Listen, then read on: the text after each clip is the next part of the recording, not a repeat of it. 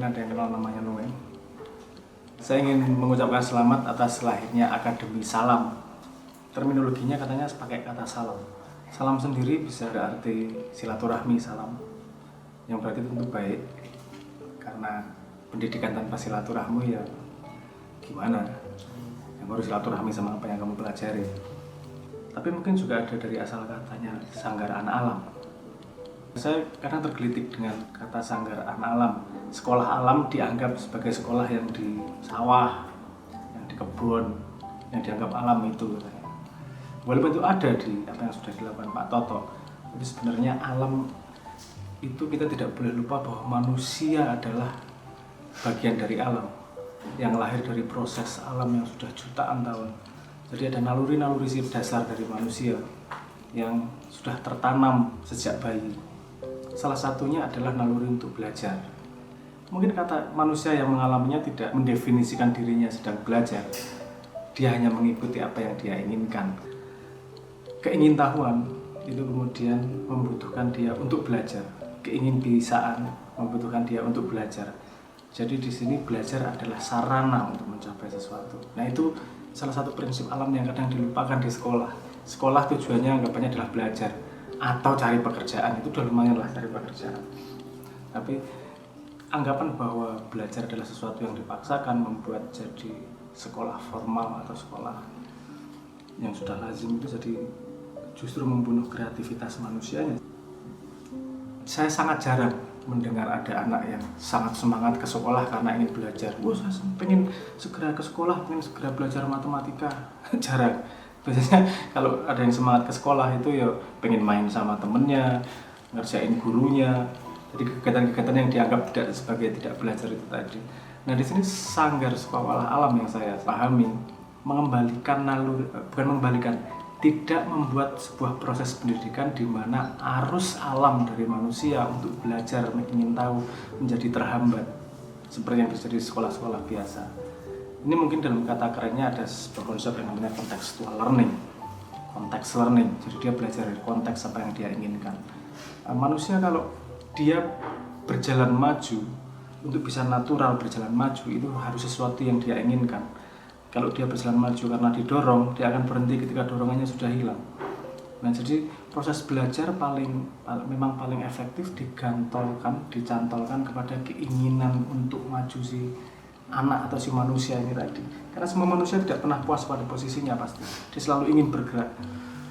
Akuisisi ilmu yang kemudian diformalkan menjadi sekolah, menjadi metode objektif pembelajaran yang disebut sebagai pembelajaran sekarang itu pada satu sisi justru meredam keingintahuan manusianya, justru meredam arus alam yang ada dalam dirinya. Dari dasar kata itu saja sudah menarik sebenarnya. Yang dimaksud Sanggar Sekolah Alam bukanlah urusannya dengan yang dianggap alam yang di luar. Memang kita bukan bagian dari alam. Memang tangan kita bukan bagian dari alam, keingintahuan kita bukan bagian dari alam. Itu ya justru yang sudah tertanam dalam diri kita, terbentuk oleh proses evolusi alam yang 6 juta tahun lebih itu. Itu arus yang sangat besar. Dan sekolah Sanggar Anak Alam memahami arus itu. Anak ketika tidak dihambat arusnya, dia akan maksimal menjadi dirinya sendiri. Mungkin tidak seperti yang dikonsepkan oleh orang tuanya atau yang manusia lain.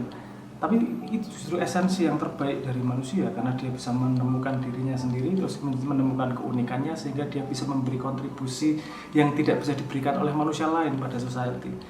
Bayangkan ketika setiap manusia memiliki uniknya sendiri, memberi kontribusi yang berbeda pada society, dan society menjadi sebuah kumpulan manusia dengan keunikannya yang bekerja sama dan menjadikan society lebih besar daripada anggota-anggotanya itu.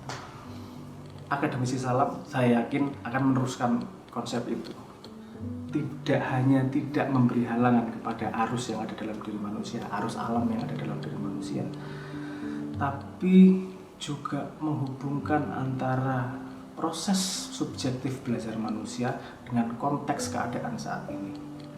Pendidikan formal yang kita alami selama ini berasal dari kebutuhan pekerja secara massal, sepemahaman saya.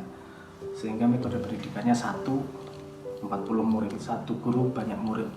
Jadi seragam yang diajarkan. Targetnya bukan menumbuhkan manusia. Walaupun itu berefek ke situ, tapi target utamanya adalah menyediakan manusia yang siap untuk berkontribusi di society. Dengan kata lain, menyiapkan pekerja. Karena pada ledakan revolusi industri dibutuhkan banyak pekerja yang bisa mengoperasikan mesin. Itu terbawa sampai sekarang, walaupun keadaannya sudah berubah. Semua yang bisa dilakukan mesin sebentar lagi akan digantikan oleh otomasi. Machine learning, AI sudah sangat pandai. Jadi kalau kita mau bersaing sama mesin, nggak usah jauh-jauh. Kalkulator aja jauh lebih pintar untuk urusan ngitung daripada otak manusia. Jadi lomba dengan mesin dengan zaman saat ini bukan seperti itu.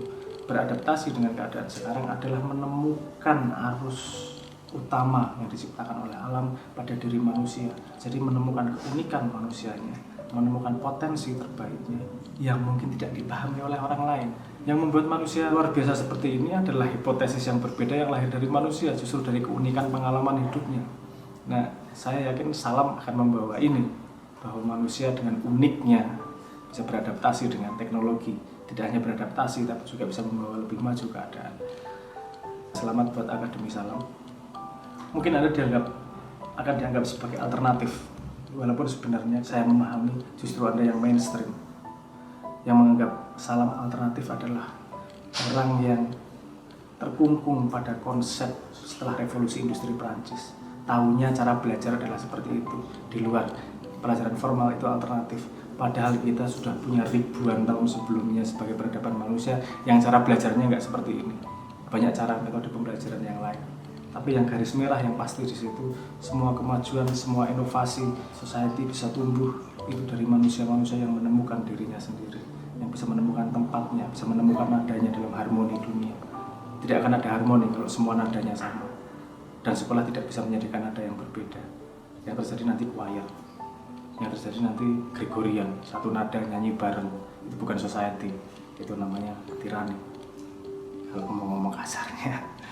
Jadi yang dilakukan salam bukanlah penyeragaman pendidikan, bukanlah penyeragaman manusia, bukanlah penyeragaman ilmu, tapi menyediakan semua yang dibutuhkan untuk manusia bisa menjadi dirinya, untuk bisa manusia menemukan dirinya, menemukan nadanya, dan menjadi bagian dari harmoni peradaban.